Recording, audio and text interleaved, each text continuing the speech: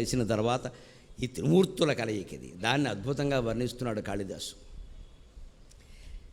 బ్రహ్మదేవుడు ఉన్నాడు అక్కడ, విష్ణువు ఉన్నాడు, గడ్డం కింద బెల్లం పెట్టి వచ్చాడు, పైగా ఈ ఆభరణాలు పెట్టుకోమని చెప్పింది ఆయనే, ఆయన కోసమే ఈయన ధరించాడు. ఏమయ్యా ఇప్పుడు మీ చెల్లెలుగా నచ్చుతుందంటే, ఓయ్ బాబోయ్ మేమంతా అసూయపడే వింది అంత అందంగా ఉన్నావయ్యా అని కౌస్తుభమణిని ధరించిన వాడు కూడా అసూయపడ్డాడు.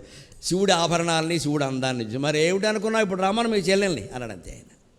అలా ఉంటుంది శివతత్వం అంటే. దీని నుంచే మనం గ్రహించాలన్న ఒక విషయం, ఒక్క క్షణంలో పాముల ఆభరణాలుగా మారాయి కదా, ఒక్క క్షణంలో భస్మం సితాంగరాగంగా తెల్లని అంగరాగంగా మారింది కదా శివుని శరీరం మీద, ఒక్క క్షణంలో కపాలం కిరీటంగా మారింది కదా. శివుడు తలుచుకుంటే మన జీవితాన్ని ఒక్క క్షణంలో వైభవోపేతం చేయలేడా? అది ఆలోచించాలి.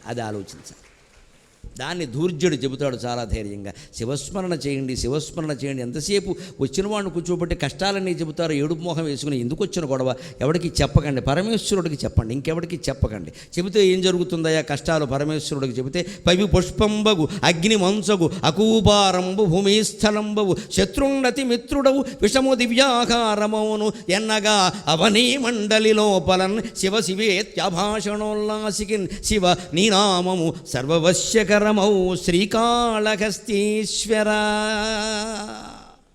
నిత్యం నమశివాయ నమశివాయ నమశివాయ అనే మంత్రం మనస్సులో నడుస్తూ ఉంటే మన మీద వజ్రాయుధం ఎవడైనా ప్రయోగిస్తే అది పుష్పం అవుతుంది. అగ్ని మంచగు, ఒకవేళ అగ్ని ప్రమాదంలోనే మనం చిక్కుపడవలసి వస్తే అది మంచుగా చల్లగా మారిపోతుంది. అకూపారంబు భూమిస్థలంబవు, ఏదైనా ఓడలో ప్రయాణం చేస్తూ పడవలో ప్రయాణం చేస్తూ సముద్రంలో గనక కూలిపోవలసిన పరిస్థితి వస్తే అప్పుడు గనక శివస్మరణ చేస్తే కాకినాడ మత్స్యకారులు గుర్తుపెట్టుకోవలసిన మాట, మత్స్యకార జాతికి నిరంతరం ప్రళయమే పాపం. వాడు గుర్తుపెట్టుకోవలసిన మాట ఒక్క మంత్రం నమశివాయ నమశివాయ. ఎన్ని పడవల్లో ఎంతమంది వెళ్ళినా క్షేమంగా తిరిగి వస్తారు.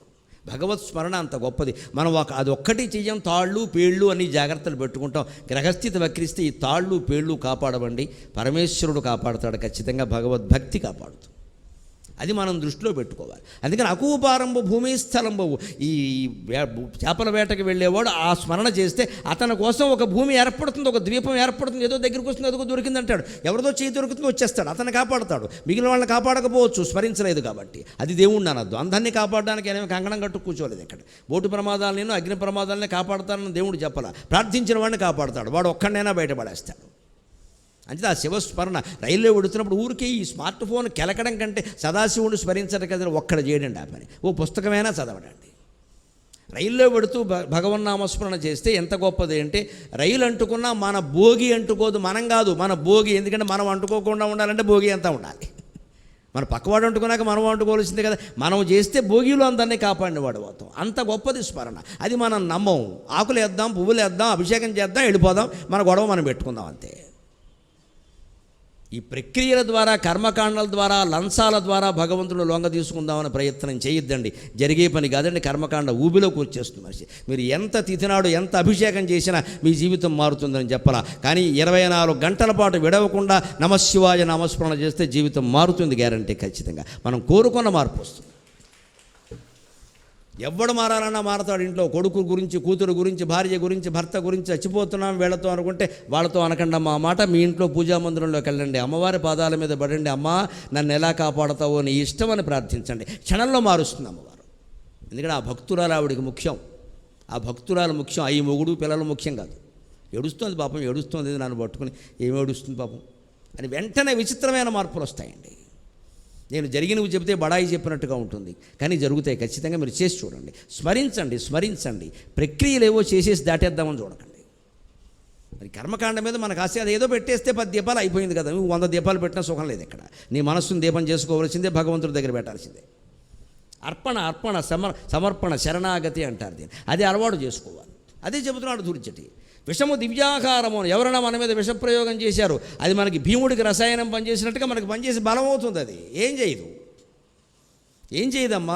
నన్ను కాపాడుతున్నది అదే. మీరు బడాయి అనుకోకండి. ఇన్ని చోట్ల తిరుగుతున్నాం, ఎన్నో హోటళ్ళలో తింటున్నాం, ఎవరింట్లోనో తింటున్నాం, రకరకాల విహారాలు చేస్తున్నామమ్మా. భగవంతుడు దేవాలయం ఇంతవరకు బీపీ లేదు, షుగర్ లేదు, జ్వరం కూడా నాకు రాదు. ఎప్పుడైనా వస్తే జలుబు దగ్గే నీళ్లు మార్పు కారణంగా, అది కూడా 4 రోజులు మించి ఉండదు. కారణం నేను బడాయికి పోయి చెప్పడంలా దయచేసి నమ్మండి.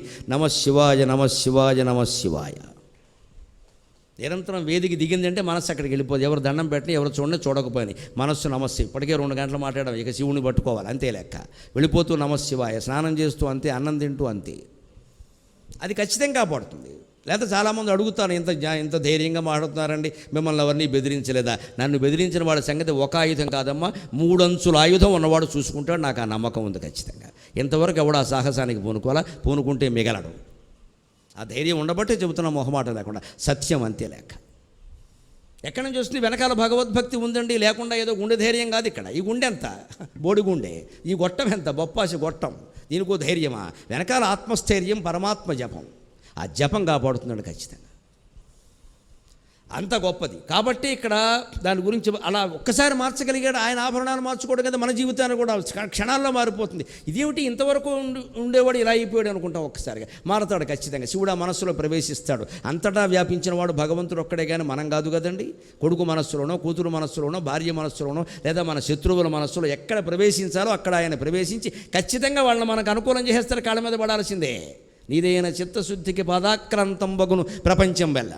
భక్తి అంత గొప్పది, జ్ఞానం అంత గొప్పది, వైరాగ్యం అంత గొప్పది. ఇప్పుడు ఒక్క మాట చెప్పుకుని మనం సెలవు తీసుకుందాం. ముగ్గురు ఇక్కడ చేరేసరికి ఒక్కసారి అనుకున్నట్ట, ఏకైవ మూర్తిర్బిభిధే త్రిధాస. బ్రహ్మ విష్ణు మహేశ్వరుని ముగ్గురు చూశారట.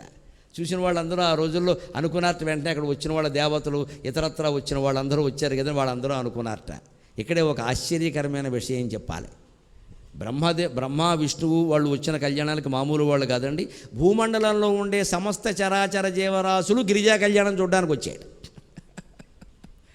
అప్పుడేం జరిగింది ఆశ్చర్యకరంగా?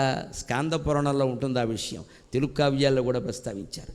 భూమండలం మొత్తం ఉత్తరం వైపుకు ఒరిగిపోయింది, దక్షిణం వైపు పైకి లేచి. మరి ఈ హిమాలయాలు ఉన్నది ఉత్తరంలో కదా, భూమండలం ఉత్తరానికి ఒరిగి దక్షిణం వైపుకు పైకి లేచింది. వెంటనే శివుడు అందరికంటే ముందు వరుసలో పెళ్లి కొడుకు పక్కనే పేటేసుకుని కూర్చున్నట్ట. అగస్త్యుడు, లోపాముద్రాదేవి సహా అంత శివభక్తుడాయన. మళ్ళీ తర్వాత చూడండి ఎవరు శివుడు అంటే నాకు ఎక్కువ భక్తి, నేను చూడాలి కళ్యాణం అని. శివుడు వచ్చి ఈయన భుజం మీద చెయ్యేసాట. ఆయనకు అర్థమైపోయింది, చావు కబురు చల్లగా చెప్తున్నాడు ఈయన. అంత గొప్పవాడు అగస్త్యుడు. శివుడు అగస్త్యుడు భుజం మీద చెయ్యేసి, అగస్త్య, భూమండలం ప్రమాదంలో పడింది, ఇంతమందిని హిమవంతుడు పిలుస్తాడని నేను అనుకోలేదు. క్యాటరింగ్ అయిందే, కళ్యాణ మండపం అయిందే, నన్నేం చేయమంటావు? నేను ఊరికే కపాలం పెట్టుకుని వచ్చాను, నేనే బిచ్చగాడిని.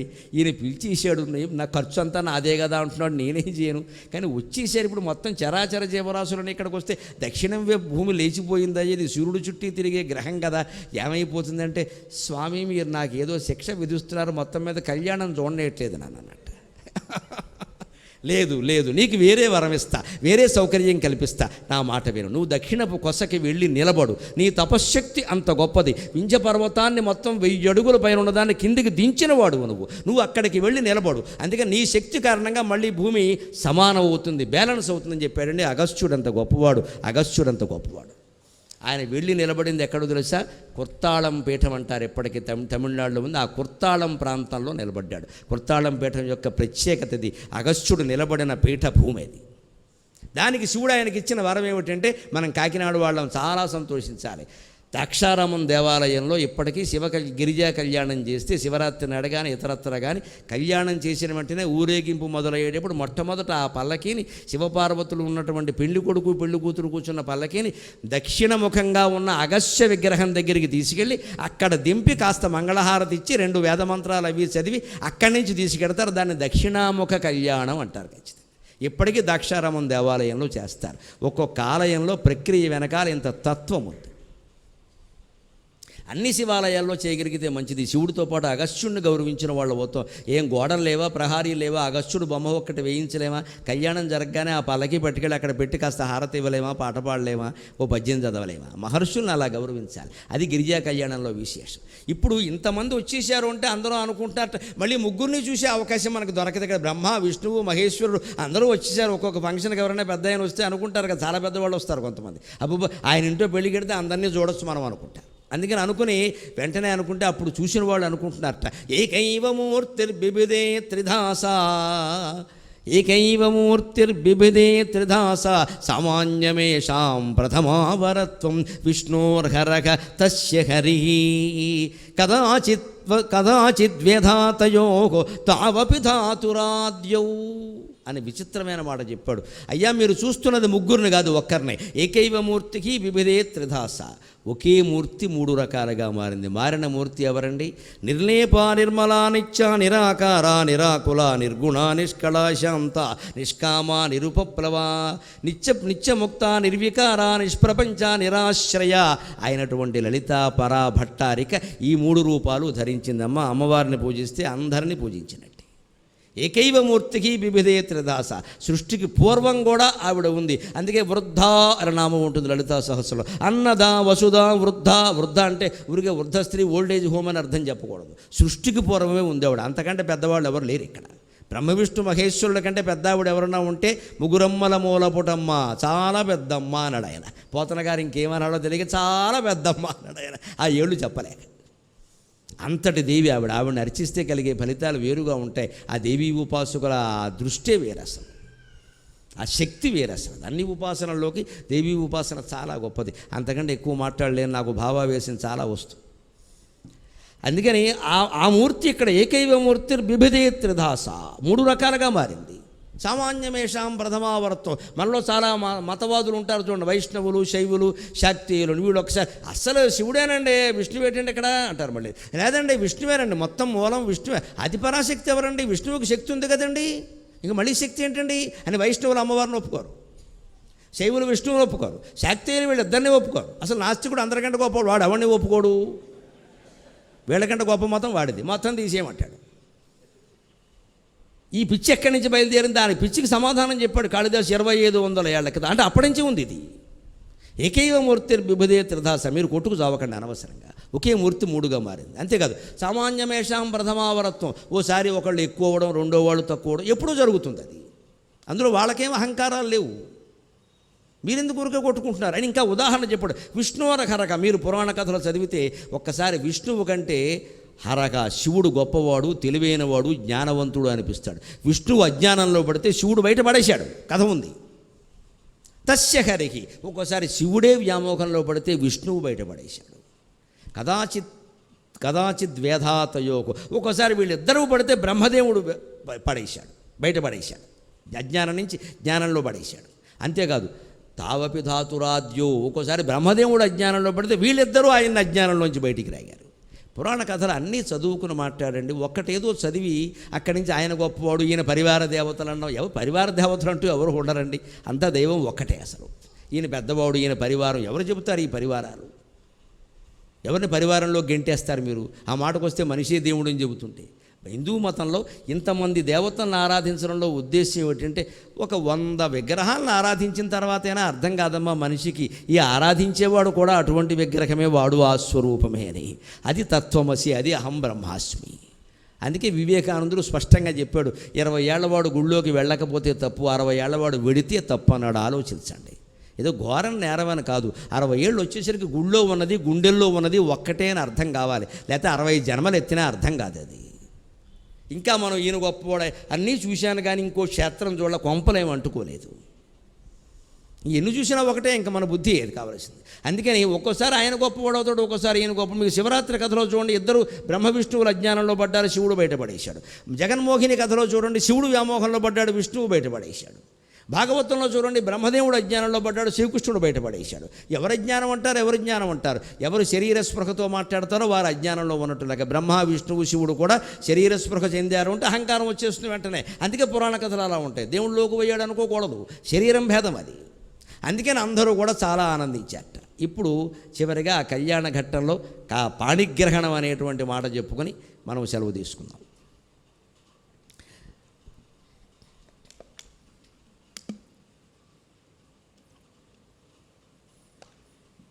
పురోహితుడు ముహూర్త సమయం చెప్పాక ఇద్దరు కరకమలాలు 2 కలిపారట. అదే పాణిగ్రహణం అంటారు. వైదిక వివాహంలో ఇదే చాలా ముఖ్య ప్రక్రియ. అందుకే కాళిదాసు గిరిజా కళ్యాణంలో ఎక్కడ మనం అనుకునే మంగళసూత్రాలు, తలంబ్రాల ఘట్టాలు వర్ణించలేదు. అక్కడ సంప్రదాయాల్లో అవి లేవు. తర్వాత మనకు వచ్చాయి. మన సంప్రదాయమే మనం పాటించాలి, అందులో సందేహం వల్ల ఏది మానేక్కల. అది కానీ ఈ గొప్పతనం అసలు మూలమంతా ఈ పాణిగ్రహణంలోనే ఉంది ఖచ్చితంగా. ప్రయుక్త పాణిగ్రహణం యదన్యతు వధూవరం పుష్యతి కాంతిమగ్ర్యాం. ప్రయుక్త పాణిగ్రహణం యదన్యతు వధూవరం పుష్యతి కాంతిమగ్ర్యాం సన్నిధానస్య తయోస్తదానీం తత్సన్నిధానస్య తయోస్తదానీం కిం కథ్యతే శ్రీ ఉభయస్య తస్య. కాళిదాసు ఇక్కడ ఖచ్చితంగా లౌకిక వివాహాల స్పృహలో పడ్డాడు కాస్త. ఎందుకంటే ఆ కాళిదాసు కాలం నాటికే వివాహాలు ఎక్కడ జరిగినా వృద్ధ దంపతులు ఎవరైనా వస్తే పార్వతీ పరమేశ్వరులండి ముందు తాంబూలాల్లో ముందు తాంబూలం వాళ్ళకి ఇవ్వండి అంటారు. వయస్సులో ఎవళ్ళు పెద్దవాళ్ళకైతే వాళ్ళకి తాంబూలాలు ఇవ్వాలి. అక్కడ మళ్ళీ ఆడ మగ పెళ్లివారు కొట్టేసుకోకూడదు, మావాడు మావాడేది. ముఖ్యంగా మాలాంటి ప్రముఖులు ఎవరైనా వచ్చే కానీ ముందు గరిగిపేట వారికి ఇచ్చేయండి తాంబూలం అనకూడదమ్మా.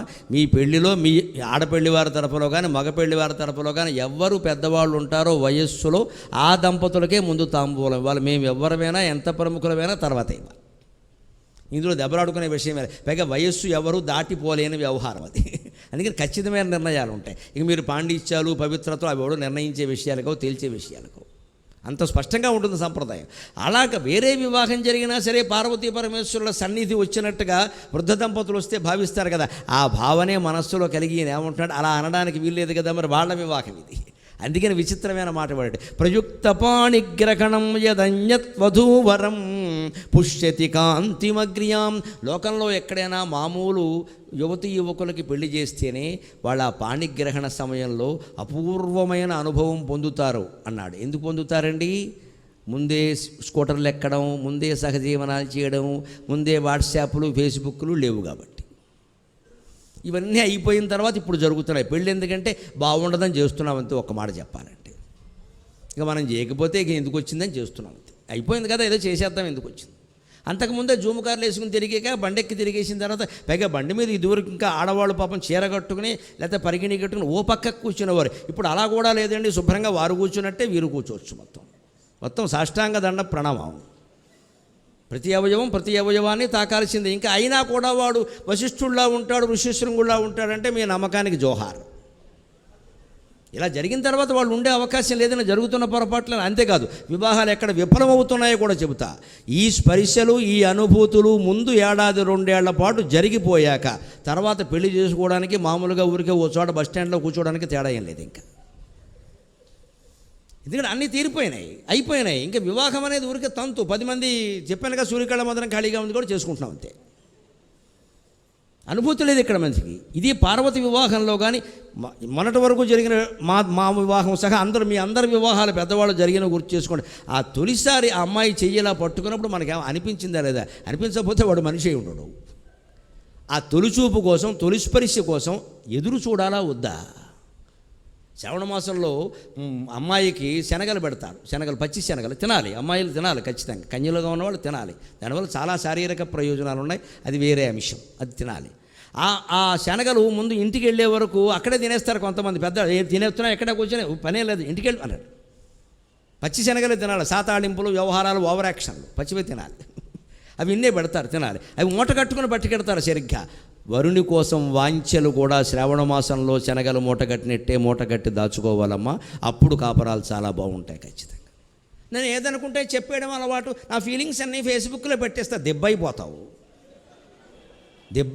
దెబ్బరొట్టు అయిపోతావు. ఫీలింగ్స్ అన్నీ ఫేస్బుక్లో పెడతావా? 10 మంది తగులుకుంటారు అక్కడికి వచ్చి. నా ఫీలింగ్స్ పెడతాను కానీ వారిని అందరినీ అలా అనమని నేను అలా పెట్టాక అంటారమ్మా. అంటారు. నువ్వు ఎందుకు పెట్టావు అసలు? ఇవాళ ఇది ఒకటి బాగా తయారై నాకు ఏం తోస్తే అది చెప్పేస్తా, నాకు ఏం తోస్తే అది ఫోటోలు పెట్టేస్తా. ఇన్స్టాగ్రామ్ అని ఒకటి వచ్చింది, ఇక్కడ మొత్తం అన్నీ పెట్టేయడం అందులో. ఇక్కడ ఎక్కడ దిగితే అక్కడ ఫోటోలన్నీ పెట్టేసాక ఎవడో దాని మీద ఏం చేయడా? ఇంకా ఏం ఊరుకుంటాడా? ఆ ఫోటో దగ్గర పెట్టుకుని సత్యనారాయణ వ్రతం చేసుకుంటాడా వాడు? చేస్తున్న పనులు ఎలా ఉన్నాయి, జరుగుతున్న కార్యాలు ఇవి మొత్తం హత్యాచారాలకు వెళ్ళిపోతున్నాయి చివరికి. ఇలా పెరిగి కదా అంతవరకు వెళుతోంది మనిషి కామవాంఛ. మనిషిని అనుభవించడం దారుణం వండి చంపేస్తున్నారే, అంతవరకు వెళ్ళిపోవాలి. మానభంగాలు మా చిన్నతనంలో కూడా జరిగాయి, చంపడం ఎప్పుడూ లేదండి. ఇప్పుడు అంతవరకు వెళ్ళిపోయింది పరిస్థితి. ఎందుకంటే విపరీతం అయిపోతుంది ఇది. అందరూ జాగ్రత్తగా ఉండవలసిందే. అందుకే అక్కడ అమ్మవారు చెయ్యేలా పట్టుకోగానే మామూలు వధూవరులకే పులకింతలు వస్తాయి కదా, పార్వతీదేవికి పులకింత వచ్చిందని నేను వేరే చెప్పాలా అని తత్సన్నిధానస్య తయోస్తదానీం. ఇక్కడ కాళిదాసు గౌరీశంకరుల పట్ల తన గౌరవాన్ని దాచుకోలేకపోయాడు.